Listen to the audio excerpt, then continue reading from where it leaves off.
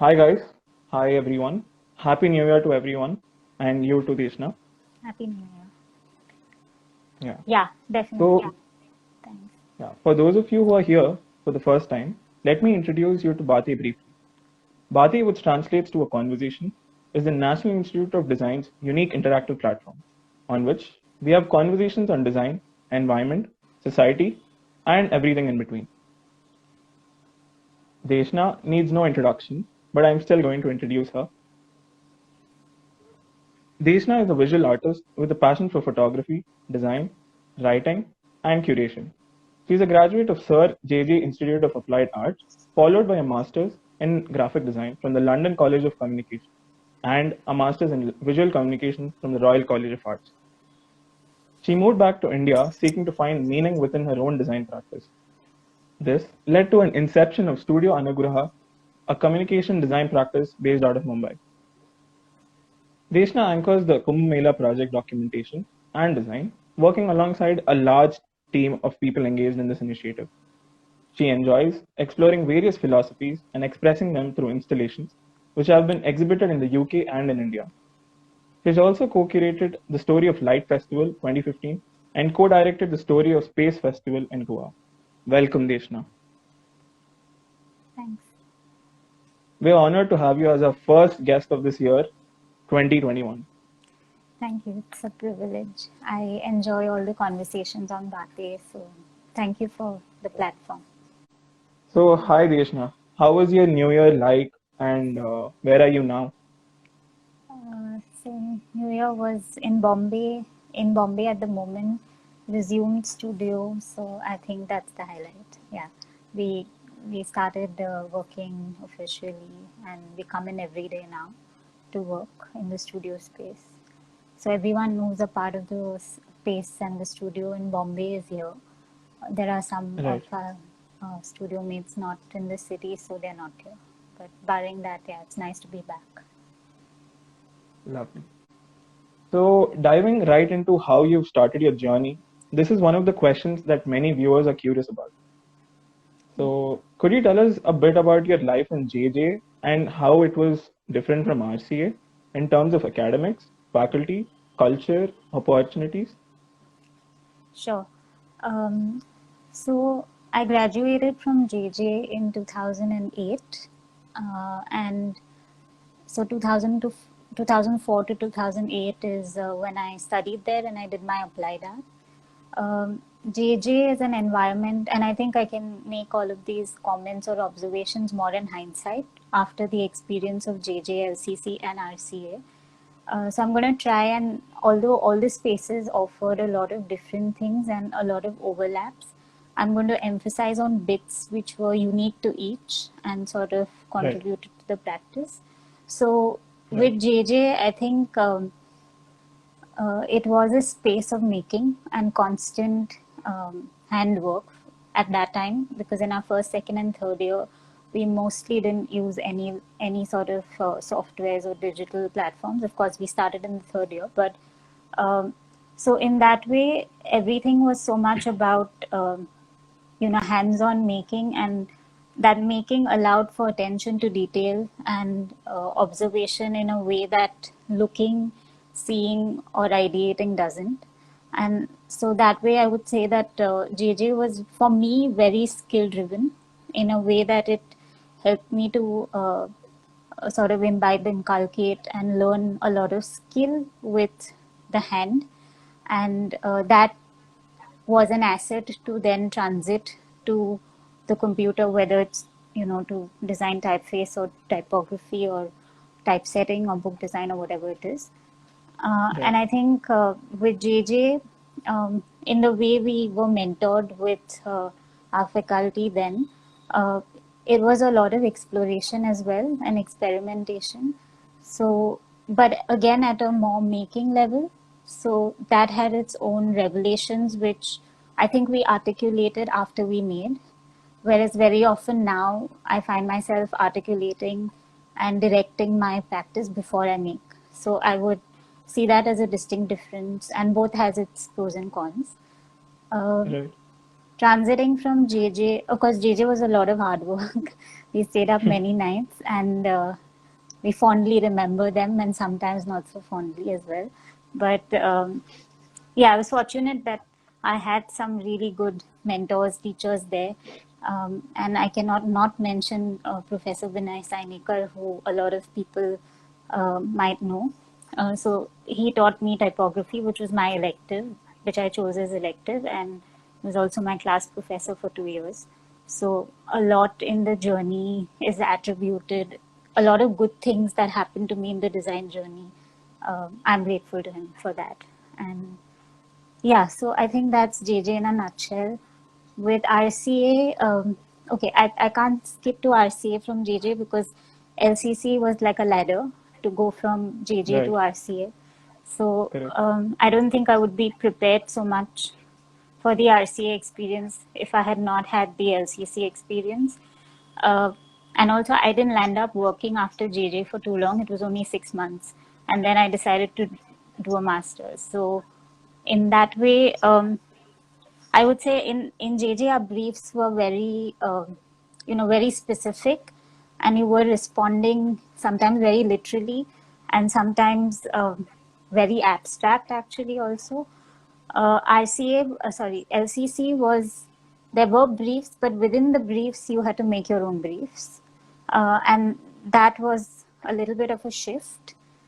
And then in LCC, we had a lot of rigor in terms of both training and exposure.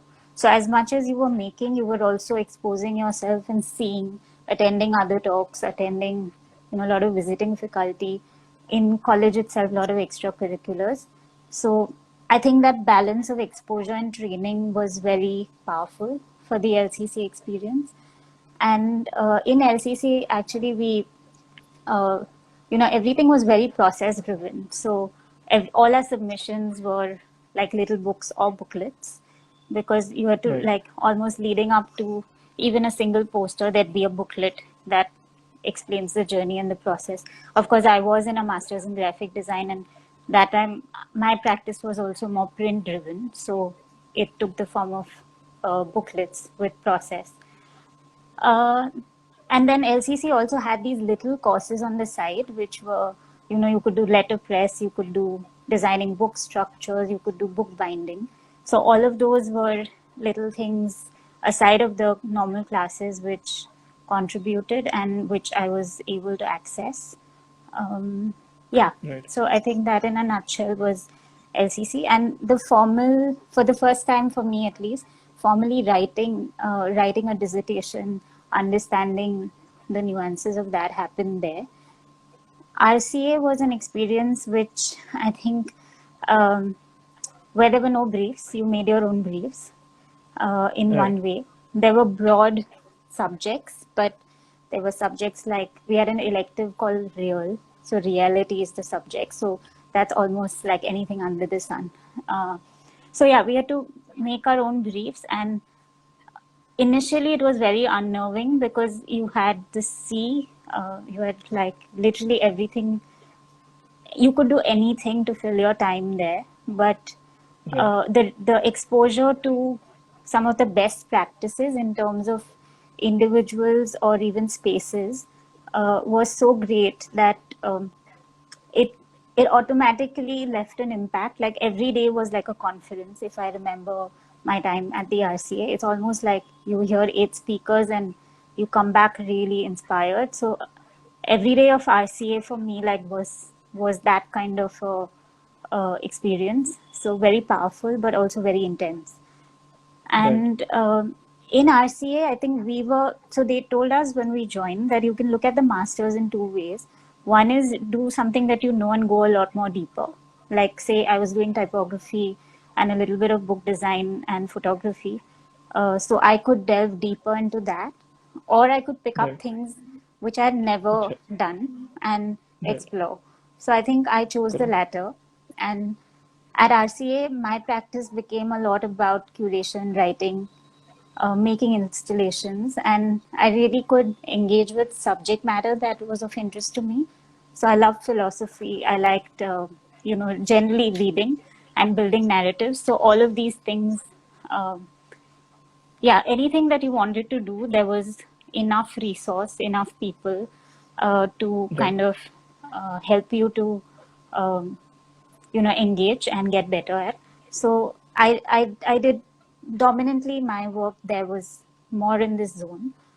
And in RCA, the other thing was we start writing our dissertation in the end of our first year, which means you're Right. already thinking of something for 6 months or 8 months, which is quite theoretical, but also research based. So at that point, I started looking at Indian graphic design practices. And through that dissertation, I had the opportunity to speak to some of, the really good graphic designers, almost like the legends like Sudarshan Dheer, Mahendrabhai Patel, all of them. And they were all very kind to, set up interviews, go see them in person, see their practices. So I think just that experience of meeting 10 people like that had its own very powerful impact on me. And that time I was introduced to Professor S. Balram and Professor H.K. Vyas. So they were functioning, I think, a lot deeper in the Indian context. So that Right. reading and exposure, alongside interviewing the contemporary designers like Sameer Kulawur and Kunal Rawat and all of these people, it exposed me in a short time to what all of these different practices were like, um, which helped me to sort of decide or gave me this palette to see where I fit in or what I'd like to do that might be different from that. So, yeah, I think this framework of and also this access that RCA provided and helped with to not only access people there, but even in India while I was there uh, was great. And then it kind of led to sort of writing a dissertation which was about graphic design practices in India to pursue as a practice or as a philosophy. So I think Right. that kind of nurturing, mentoring, and exposure was very powerful because it really helped me to figure where was me like personally where do I find meaning, and this doesn't have to be anything with design but generally. So let's say for me I realized that things that are cause based or more humanitarian is where I sort of thought it's worth investing time or spending life or pursuing a career in these areas because Right. that's where I find meaning. And I thought that I wasn't trained in anything to have run an NGO or anything. So I said, okay, design is something that I'm trained in, and but the causes that touch my heart or I would like to work towards are generally NGOs or culture spaces, everything that's more idea based or cause based, where tangibles are a byproduct, but they all sort of exist because of the intangibles. Um, Right. and so that kind of helped me to think of a design or a design practice that sees itself as a facilitator, which is if your skill set is design, and anyways we play that role very often, most of the time actually. So can I work with zones where I find meaning and I do what I know, which is design, and that way I can be one drop in that ocean to contribute to the cause that I believe in. So that's how the studio was born. So ICA really was getting out with where I find meaning, what should the practice be, and what I could potentially pursue when I came back. Yeah. Sorry, that's a long one, but Wow. yeah.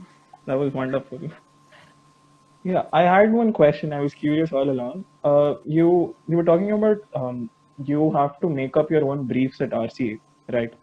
So isn't that process very vague? And what were the tools or how did you get mentored in terms of Sure. you making your own brief? Uh, so, so I think if we'll break this down into two things, and again, this is how I see it and how I've experienced it, but everybody's experiences are different at the RCA, even during my time, and usually different now. everyone has their Right. own entry points and takeaways. It's also based on what you want out of the place. So for me, I like to think of it as two things. There is format, which is the medium of expression, be it print, be it digital, be it a film, whatever it is. And then Right. there is the subject matter or the content itself. So you're designing for an NGO or you're making something for a cultural event or whatever is your subject matter. So at the RCA, I think they made us think about both. We were on a communication design course, but it wasn't like, okay, here's the subject matter. Now, make a poster out of it. Neither was it that make a poster uh, as a restrictive medium of, say, okay, make a poster, make a website. It was more like pick your subject matter, but also pick what is the best medium to express it. And if you don't know how to use that media, then learn or collaborate. That is how I think we function. And so to answer your question about briefs, of course there were all the possible facilities like letterpress or drawing class or live drawing or for that matter even history, theory, critical and historical studies, art movements, all of these things were there and different people specialized in it and came in as faculty and tutors. But if you had direction in what subject matter you wanted to work with, let's say I picked up philosophy, so I was interested in the parallels between quantum physics and Eastern mysticism because that's an area that fascinated me. So I kind of read a lot about it, and then I spoke to people uh, who had a connect not only with the content, and Right. then also, how do I express this? Should it be a book? Should it be a film? Should it be an installation? So I could at one time access a faculty who's a filmmaker, access somebody who does shows in London as a curator, access somebody who makes books and is a publisher. So my faculty consisted of the whole gamut of all of these people. And they all came in as either visiting or anchor faculties in college. And their practices and how they function provided insights into one, what would be the right medium to express what I want to, and two, also how. So, Right. of course, there were smaller things which were, you had day long workshops also where you do things that are more skill based, or I don't know, you cut up, type, and make posters. So, all of these things we naturally did. But I'm talking largely across 2 years. More time was spent on things which were research driven or driven by subject matter that's of your own interest. But again, on the other side, I know of colleagues, classmates who sort of drew away and produced like 100 and 200 sketches every single day. And for them, the discovery was really about the medium of whatever it is, charcoal or pen or pencil. So people engaged with RCA even like that. It wasn't Right. necessarily, for me, it was a little more sort of intellectually stimulating, if I may say so. For some, it was Right. a lot about making, but the good thing was whether it was this or that, we had enough access and resources and people who've kind of had the experiences of both. So with our visiting faculty there, it was like, maybe 7 or 8 people come in a week as visiting faculty, and they had sign up sheets. So you could pick who you wanted to, uh, have a tutorial with. So I could choose. On some weeks, I remember filling in all 8 because I wanted an opinion from all 8. And on some Right. weeks, I filled none because I knew what I wanted to do that week and just immerse. So Right. I think that it allowed you any permutation combination that you thought was best for yourself. So you could drive what you did there. But I think proactivity was a must because otherwise it could be overwhelming as well because of the amount of possibilities. Which is why I think So, the LCC experience was great because going from JJ with, very clear briefs on subject and medium to jumping to RCA with exactly. no brief. When I say no brief, it doesn't mean that we didn't have day long things. We did, but overall in the larger scheme of things. I wasn't prepared. I think that transition helped me. So I think having access to all these resources and being it open-ended gave many opportunities for you. And also, I wanted to ask you about do you think you had figured your briefs over a conversation with your mentor? In the RCA, you're saying? At the RCA? Yeah. Yeah, I think so like all of us, I'm sure with everyone, like you have subject matter that you want to engage with, right? It could be like interest in a sport or a cultural event or a socio-political issue or whatever it is. So if something is dear to everyone's heart or something is very problematic also to everyone. So both are great engagement points because it allows you to sustain. So in that way, I think all of us had seeds of what we cared for, what we wanted to do, and then they're fueled in those conversations. And of course, I think the class itself was, and I'm sure all of you have this experience at NID, that you learn so much from your classmates, and that experience was also very amplified at the RCA because I was amongst the younger ones. I think I was 22, 23 when I joined RCA. So, and the oldest person in our class was 48. And we were 28 nationalities or something like that. And everybody somebody was a filmmaker, somebody was a sculptor, somebody was a painter, everyone came from different nationalities, different sort of design backgrounds or non-design backgrounds and age groups. So there was no way that we could compete, we could only collaborate. So a lot of stimulation was from just the studio, being in the studio in class around all of these people. Right, that was amazing. So the next question is, what is Studio Anugraha all about, and how would you define it, and how did you come up with the name for it? Okay. So I think I'll kind of link back to where we left off with RCA and sort of having some thought or finding where meaning lies for me. So when I came back in 2012 from London, the option was to start own practice, to freelance, to work for someone, like all the possibilities.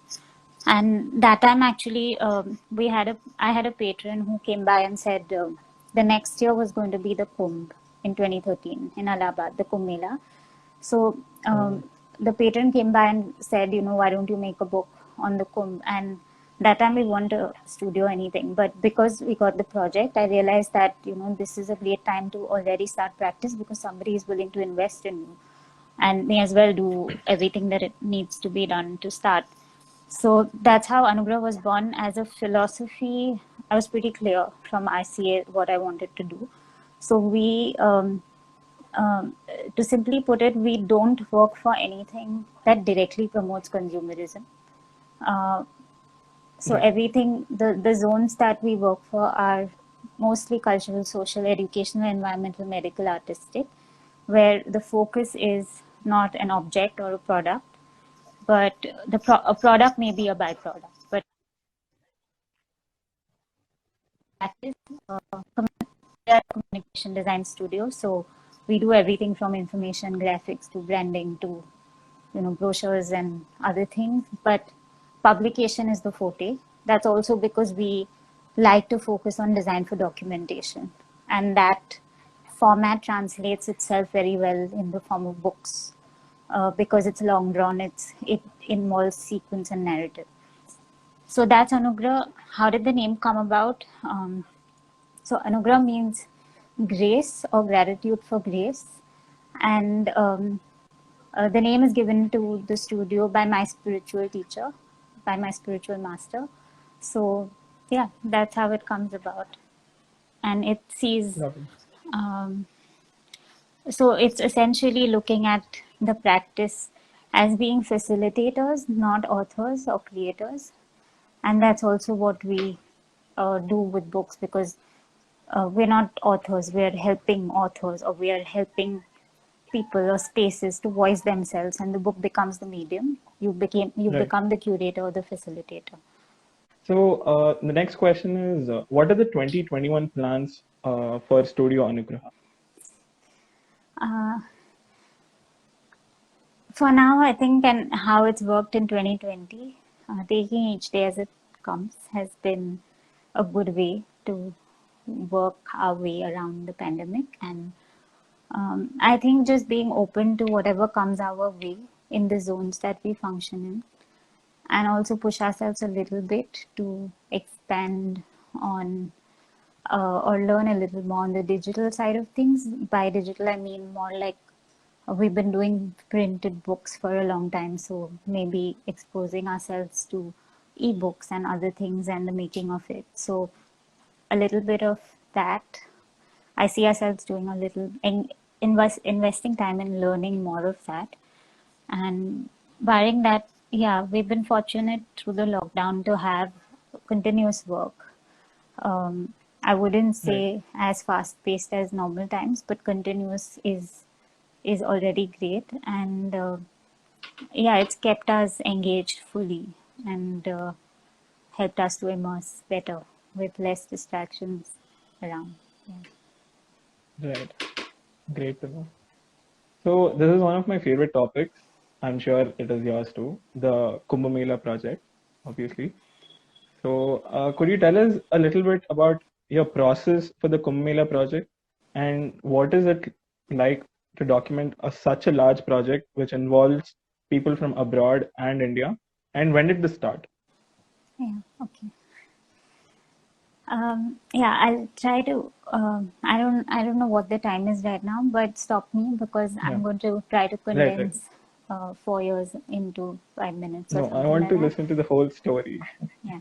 So how it started, I just mentioned that it was a commission to Right. document the Kumbh. And if I have to backtrack that and connect a few more dots, my dissertation while I was at the LCC was a comparison between the cultural landscapes of the Thames in London and the Ganga in Benares, which is what it was, a semi-photo journalistic uh, process which looked at a little bit of ethnography, anthropology, and culminated into 5 books, which had photographs and sort of reportage material as well. Um, that project was in 2011 while I was at LCC, sorry, 2010.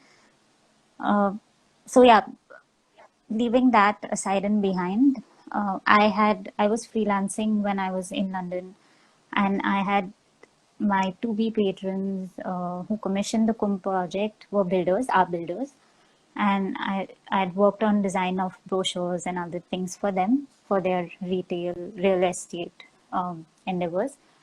So when I came back from RCA, of course, I decided that I didn't want to do any of that and focus on the zone, which is not very consumeristic. So I happened to mention to them because I had to deny working on, real estate brochures. So it was that conversation, which was quite casual, and they said, "Okay, you've done something on the Ganga. Why don't you make a book on the Kumbh?"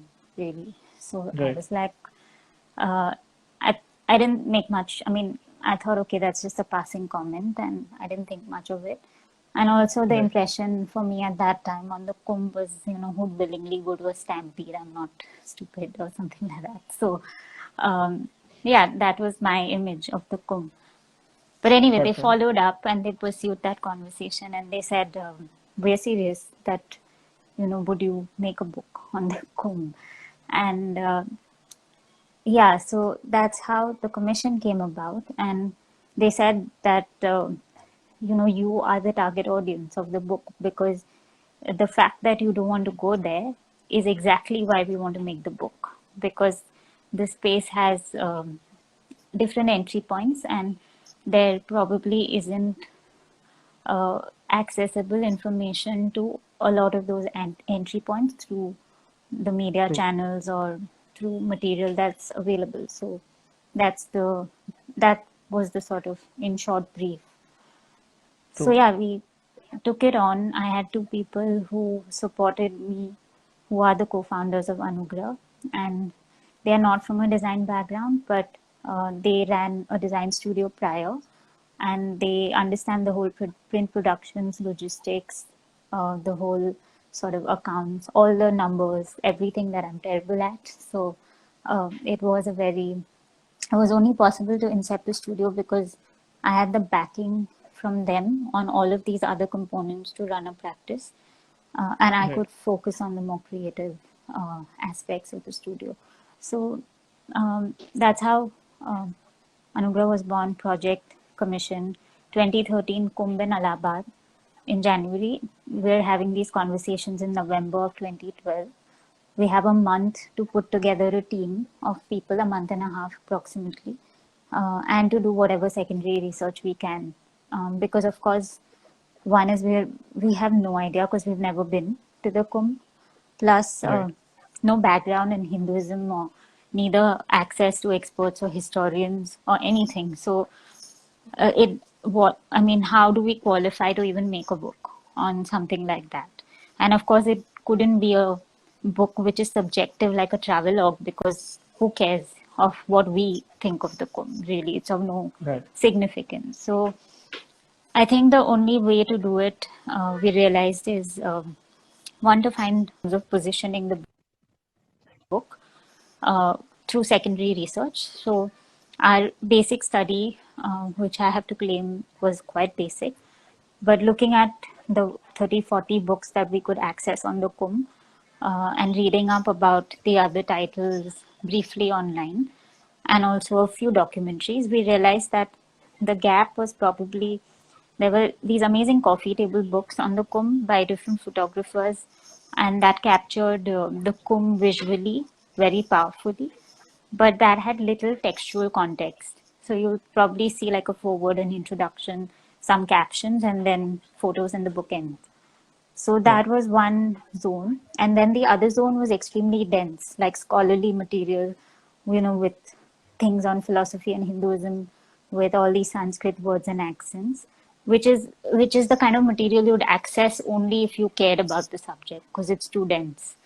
So we thought, Definitely. can we go in between, where of course there are images, and of course there's content, but can it be contextualized content to support images in ways that stories get told or narratives get formed?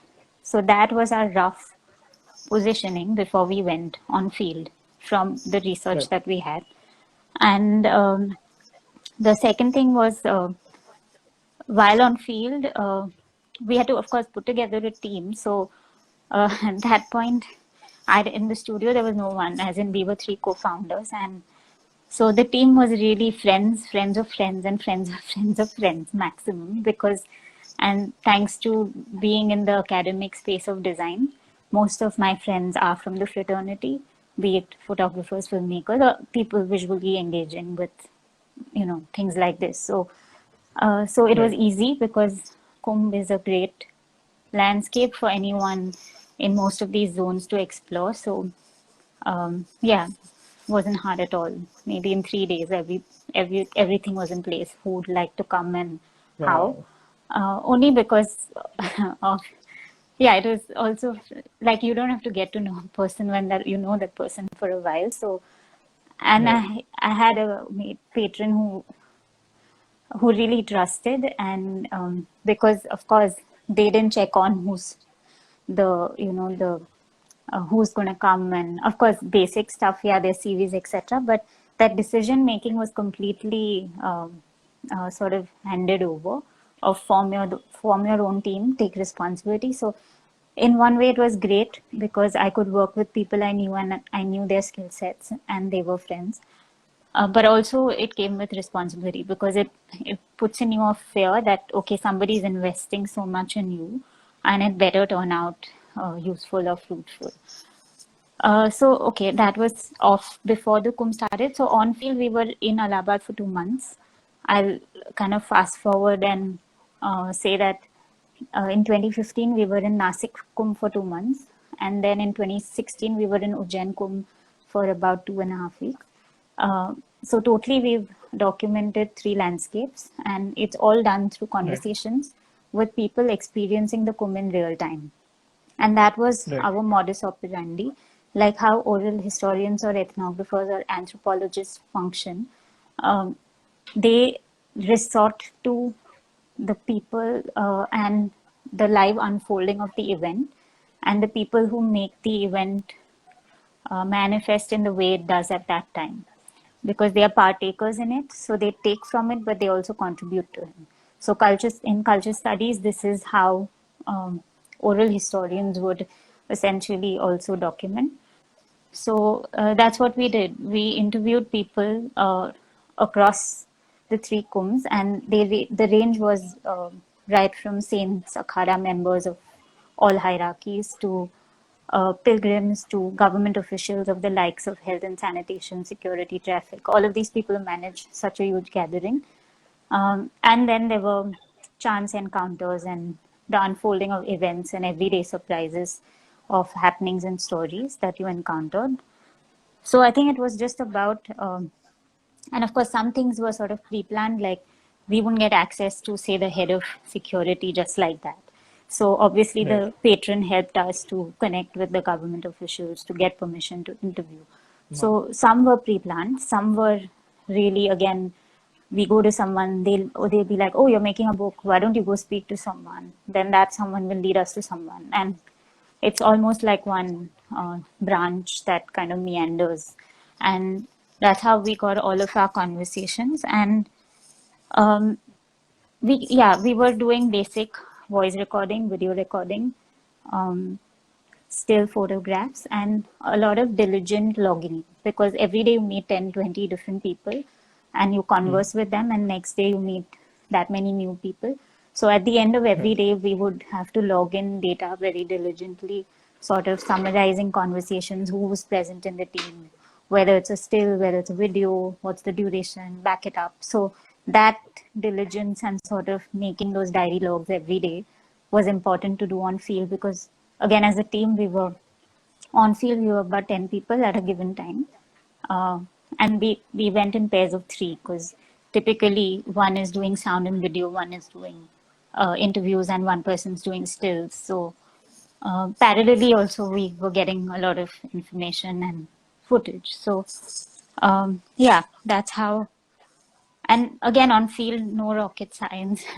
You see things you don't understand, you go ask people what they mean. People tell you things you don't know, and you go spot them on field. Really, that way. So, as simple as that. Just being open and receptive to everything that you can absorb. And yeah, you would say that, there isn't a thing as neutrality, and I agree, because everything we frame as questions elicits some response, but we Right. ultimately are framing the question. So that way, our anchor was the brief, where the client said that the intent of the project was to reveal the essence of the gathering, the essence of the Kumbh. So we could may as Right. well make a book on the Kumbh with everything going wrong. That's also possible, because enough stuff goes wrong, but there's enough stuff that goes right.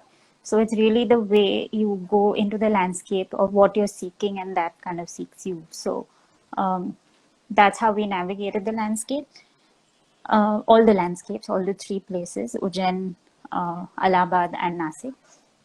Um, yeah, then if I go back to the process, when we come back to studio, so on field is done, we come back into the studio. Most of these conversations are in Hindi, in Allahabad, in Marathi, in Nasik. The book has to be in English. The books were to Right. be in English. So it Mhm. undergoes transcription, translation, edits, and of course the whole book structure, the narrative, everything. So that comes about really from, the best way I can describe it as a process is emergence. Everything emerges from the content and from the image banks and the typologies. It's not directed, the process is not very directed, but I like to use the word, it is anchored, because there is an intent. So it's not Right. directed, but it is anchored. And a lot of people go in and come in and out of the project and the process at all given times. And there there has to be openness to mold, to correct, to take feedback, and that's how the iterations happen and the book evolves. time was to our advantage in one way and disadvantage, that our patrons, so after we kind of came back from the first Kumbh, um, our whole off-field process, we came back with, and I'm not exaggerating, about a terabyte of data. So yeah, like even to fathom all of that and to begin somewhere was quite a challenge. It took a while. Uh, and he just said, "Yeah, one book," very casually, and we said, "Yeah, one book." But after we came back, we realized that, uh, making 50 books would be easier than making one, because to distill and what to put in is a lot tough. It's tough to edit down and make sense of it. So, Right. yeah, so it needed more fun than we thought and they thought, because it would go on for very long. So the fund flow was a little not so smooth, which means we could delay because we had to do other work on the side. And the advantage of that is you kept sleeping over things and you could get a lot of feedback in between. So it helped to iterate better, better, better. That's the positive of that process. And how did the structure? So the Allahabad books the Allahabad documentation culminated into 8 volumes, which are published on the Kumbh, and each volume is on one aspect. And this kind of fulfilled the brief in some way of the client, because say I am an atheist, or I have no interest in anything spiritual, I can look at book 8, which is just about everything profane in the Mela, like, the services, the sellers, the Mela-ness of the Mela. If I'm only interested in the river and the rituals, I can look at book 3, which is Ganga, Yamuna, Saraswati, which is focused around the rivers and everything that happens ritualistically. So this again is not directed, because brief was one book and it turned into 8, and there's no reason why it couldn't. I mean, the only reason why it wasn't 9 or 7 was because we couldn't group it further to make it 7, and at the same time, we could have easily expanded more, but we had to stop somewhere because production also is a cost with increase in number of volumes. And how did this 8 come about was every conversation was tagged. So let's say you spoke to me at the Kumbh, and let's say you were somebody from the saintly fraternity. Maybe you spoke of your philosophy, your faith, your rituals, your belief. But you may also have an opinion on, say, how the Mela is managed. So when I tag your interviews, I have faith, I have history of the Kumbh, I have management, I have whatever, philosophy. All these tags would emerge from your interview. So this way we tagged every conversation and we kept grouping them till we couldn't group them any further. And there came about 25, 26 tags.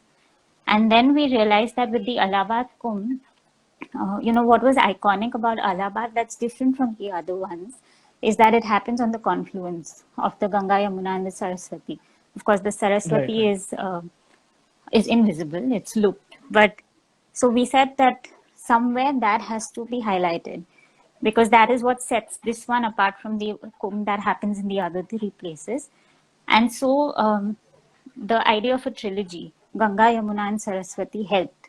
And that allowed us grouping into 3s. So now our books are Place, Time, and Astronomy is volume 1. Volume 2 is History, Mythology, and Belief. Volume 3 is Ganga, Yamuna, and Saraswati. Volume 4 is, so it goes on. It goes on in 3s. The last one is Services, Sellers, and Spectacle. But the idea of the trio came from Ganga, Yamuna, Saraswati, that expanded itself to 24 tags. And then it's hard to talk about it because it's more visual now, but each book is given a color attribution.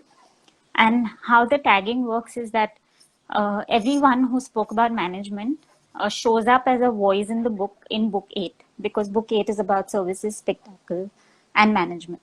Everyone who spoke about reverse shows up in book 3, because that's the reverse, which means that you show up in 6 books because you talk to me about 6 aspects. So in that way, the whole book narrative is driven by subject, and this is keeping the receiver in mind, because to me, I don't know who you are, so I don't really care what you say, but from the subject matter, I'm interested in the reverse.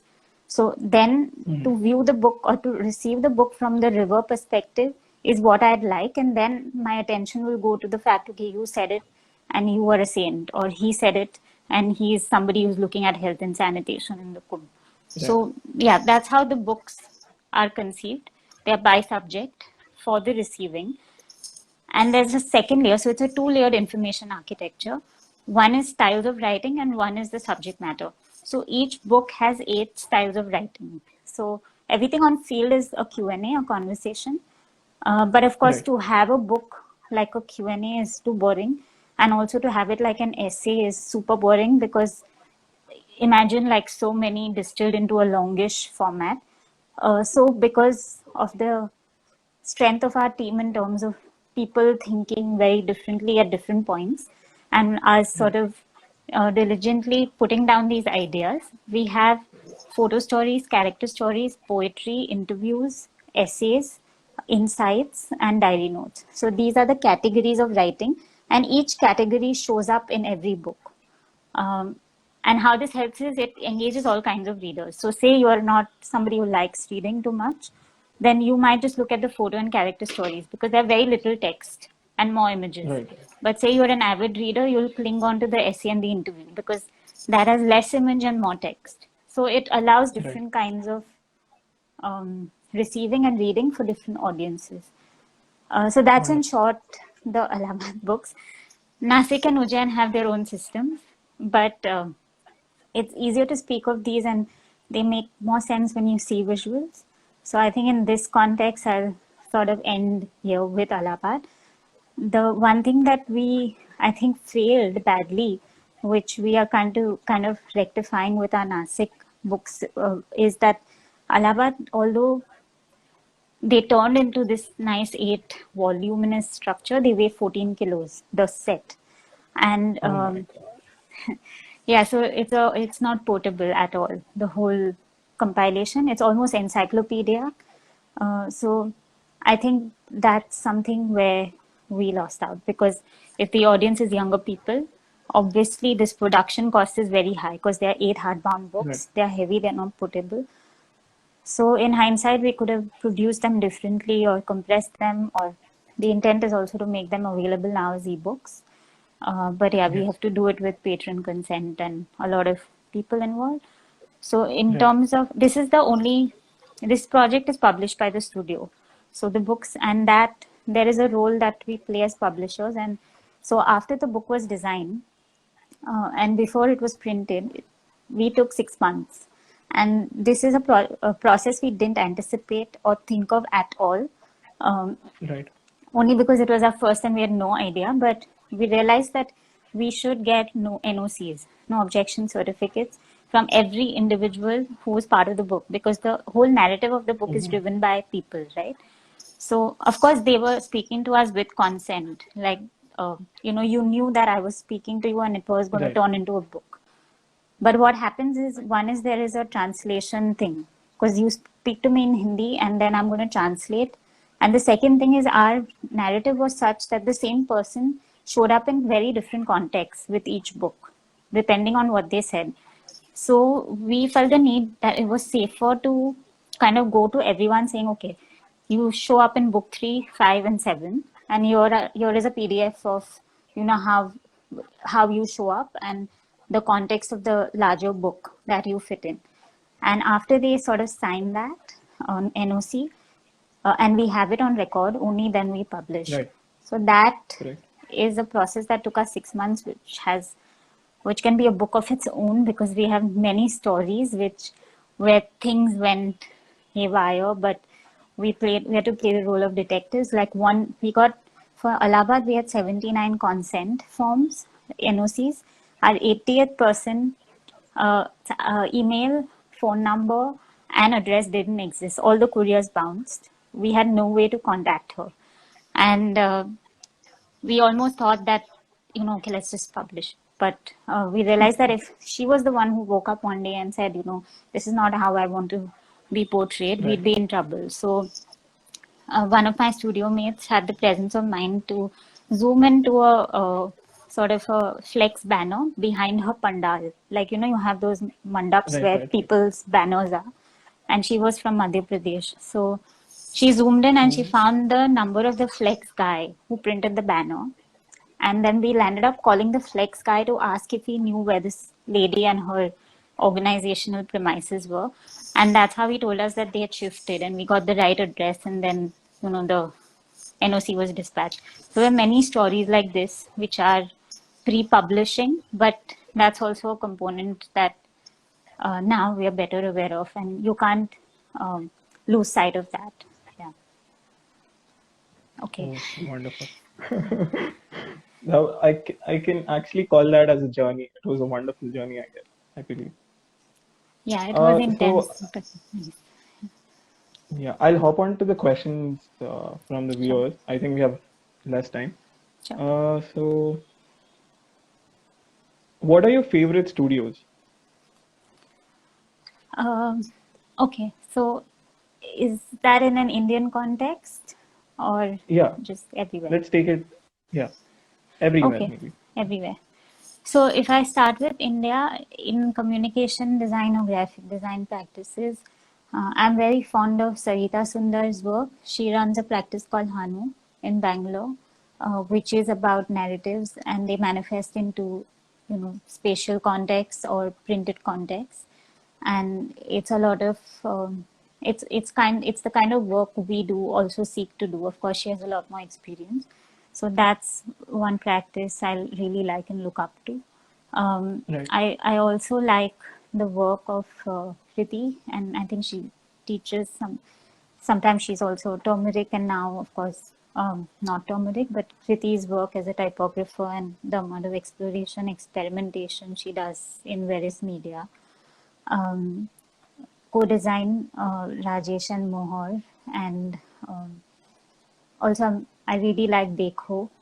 It's been an inspiration to learn of Indian design practices through it. Uh, Right. Professor M.P. Ranjan, who's no more, but has also been a big influence. So yeah, I think these essentially, and I don't know if you, I mean, Tara Books is my favorite in the book zone. So Geeta Wolf and all that they do in that building with even screen printing, binding, and the kind of atmosphere and context that they have set up to work with people from remote contexts, but effectively produce books. Yeah. Right. Next question. How did LLC and RCA make and break your perception or understanding of design? Uh, I think in many ways, I feel like every time I got out of a space, like when I got out of GJ into LCC, I felt like I got out of a cocoon in some ways, because um, there is a certain way of thinking, a way of functioning that one is exposed to, and that changes. I think the biggest shift was RCA, and RCA challenged everything. It challenged for me things quite existential. Why am I a designer? What is the point of being one? What's the point of adding 30 brands of bags or clothes or shoes to the world? Right. All of these kind of questions. So it kind of triggered. Uh, it it was very conducive to fail RCA as an environment, and that conducivity is rare but also very powerful, because it doesn't expect you to churn out physical work every day, but it Right. expects you to probe into yourself and figure where you find meaning and purpose. And once you have that, I think that becomes very strong to drive what you want to do for a very long time. So, yeah, RCA challenged everything that I had done until then. Um, yeah. Right. I think it was like a test. RCA was test. I mean, yeah, it pushed us out of our comfort zones. Right. So, Correct. yeah. Yeah. Next question. Can you tell us about that one incident or person or thing that has proved to be a deciding factor in your professional career? Yeah. Uh, So I think for me, design or pursuing design overall largely was very organic, right from doing art in ICSE to, um, of course, I did my 12th science because back then we needed that to do architecture and wanted to keep that option open. But my dislike for maths and physics and numbers very quickly told me that maybe that's not my cup of tea, and applied art happened. Uh, so I think that trajectory was fairly natural, but the one person within that made a very big impact and again shook ground was Michael Wolff, who happens to be my mentor. And I've been very fortunate to have interacted with him for a long time while I was in London, and who continues to mentor and inspire. Um, Right. so, yeah, I think Michael put, and I think a lot of you would have heard him at Design Yatra and other platforms, but uh, okay, I'll just share one quick anecdote which kind of sums up for me who Michael is, and everyone can have different takeaways from that. So once he wrote me Right. an email while I was, going to a studio and learning from him. And in the email, he said, "Dear Deshna," and when he was writing "dear," he forgot the R, so it went DEA and Deshna, and then the rest of the email. And I got on with my day because nobody, it's a typo, right? You encounter Right. this, you do this yourselves, and you don't make much of it. The next day, I was living in student housing at that time. The next day, I got a post with a R that is handwritten from him. Um, so yeah, he mentored me in. I mean, these were. You can look at it as a lesson in perfection, as a lesson in detail, as a lesson in something personal, everything. So this is one example of many that um, is not literally design, but it's much more than design in many ways. And I Right. have a series of these that I was fortunate enough to be at the receiving end of from him.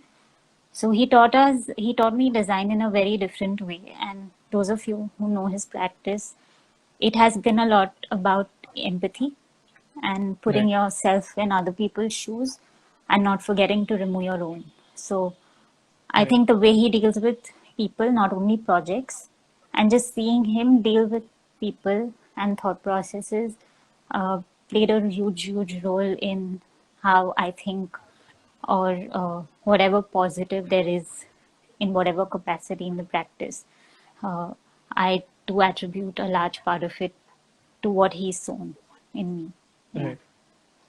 That was a very sweet anecdote. So we have one more minute. So sure. do you have any last minute suggestions or tips or tricks for the budding designers, or for that matter, anyone? Uh, I'm not sure if I'm in any capacity to share tips, but yeah, I think one thing for sure is that I think we need to all ask why are we doing what we're doing, um, and not be a part of Right. the rat race, because I think there's enough information in the world, and to be able to connect to other human beings or to contribute positively, I think you need emotion. And again, this is something that I've learned from Michael, that only if you feel an emotion for something can you hope to elicit emotion. And emotion is the only thing that stays. So if you are Right. disinterested and you cannot answer the why of what you're doing, then there's no way you can put in your all, and then there is no way you can evoke the all. So yeah, Wow. that's all. Wonderful. Wonderful. Thank you, Deshna. Thank you for such an informative and insightful session. We are hoping to have a session with you again whenever you're back on campus, or whenever you come as a visiting faculty. And I hope you have a great year ahead. Thank Thank you you. again. Thank you. Thanks so much. Bye, Thank you guys. all. Thank you.